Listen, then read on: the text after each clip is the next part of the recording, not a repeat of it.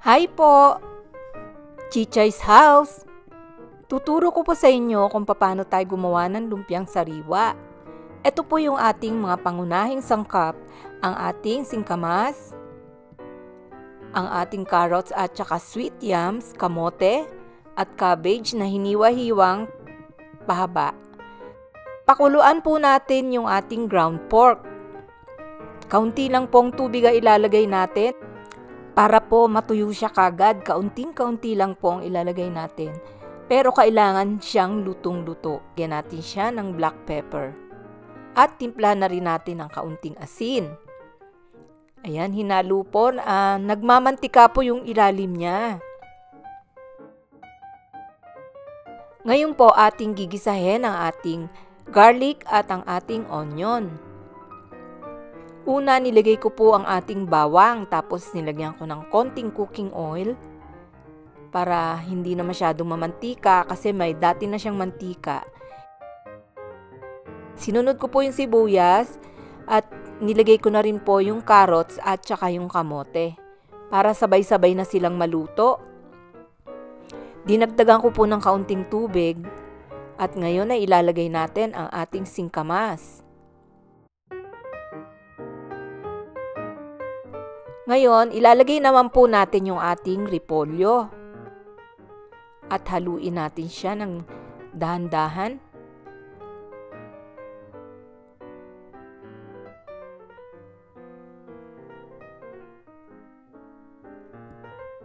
Sa atin pong lumpia, hindi po dapat masabaw yung ating lumpia.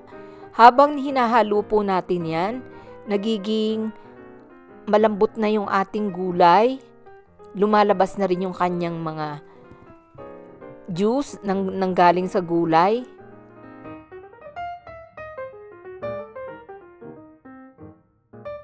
Unti-unti na po siyang maluluto kahit na hindi natin siya takpan.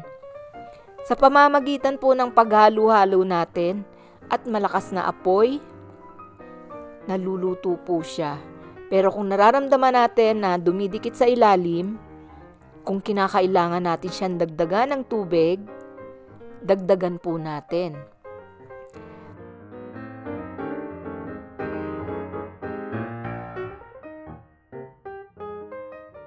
Ngayon, nilagyan ko naman po ng 1/4 na teaspoon ng chicken bouillon para pampalasa or magic sarap. Malapit na po siyang maluto. Nakita nyo po, umiimpis na ang ating gulay.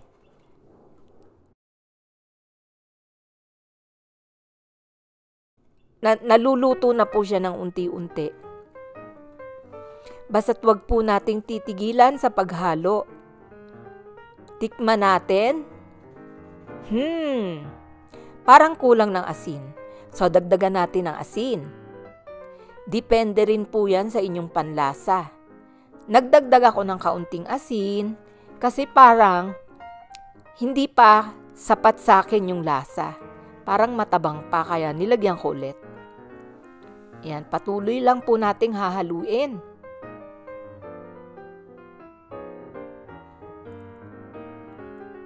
Malapit na po siyang maluto.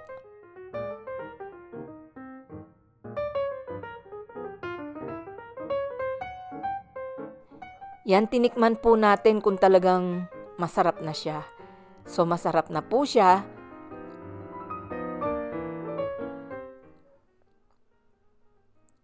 Luto na po. Ngayon, ilagay naman po natin yung ating tofu sa ibabaw. At ihahalo natin yan sa ating lumpiang sariwa. Ayan, hinalo ko po. Ang gagamitin po nating tofu, yung silken tofu. Hindi na po natin siya kailangang lutuin. Ilalagay lang natin siya sa ibabaw at saka natin siya ihahalo sa ating mga gulay. Ngayon, i-ready naman po natin yung ating giniling na roasted peanuts. Nilagay ko po siya sa food processor para magiling. Kailangan po kasi natin ng giniling naman eh.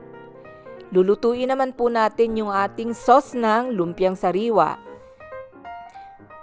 1 cup of water, 2 tablespoon na soy sauce,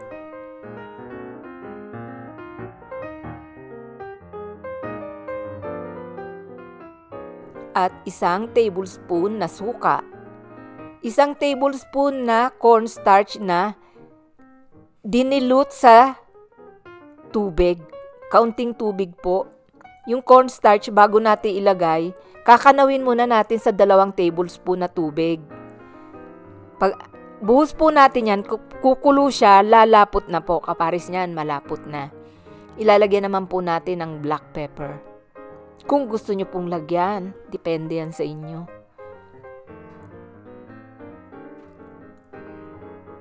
Ngayon kung kumukulo na po siya, pwede na po natin ilagay ang ating 1 tablespoon or 2 tablespoon na sugar. Depende na rin po yan sa panlasa ninyo kung gusto nyo mas matamis pa. At pampalasa, nilagyan ng kaunting asin. Ngayon naman po, palamigin natin ng kaunti. Patayin lang natin yung apoy tapos ilagay natin yung ating dinikdik na bawang.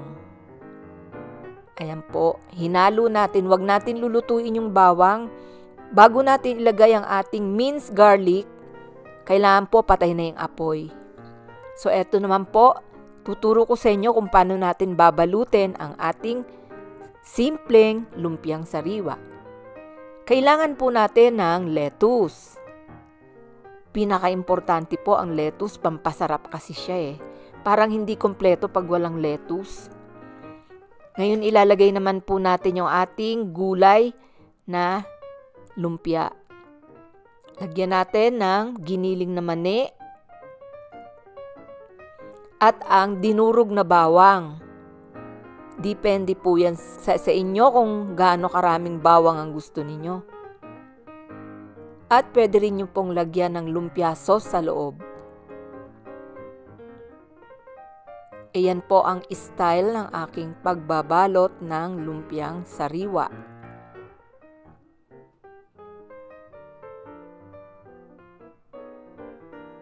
Gagawa pa tayo ng isa para makita nyo mabuti kung paano ko siya ginawa.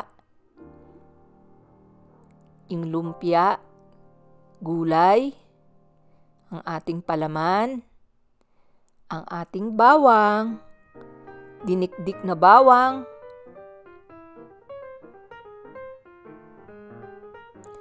at ang ating giniling na roasted peanuts. Babalutin natin ng ganyan. Yan po ang aking style. Depende po sa inyo kung paano nyo gustong style. Pero yan po ang pinakamadali sa akin. Pagkatapos, lalagyan natin ng lumpia sauce sa ibabaw. Ayan po yung ginawa nating sauce na may tamis. Ayan po ang ating napakasarap na lumpia. Salamat po sa ating panonood.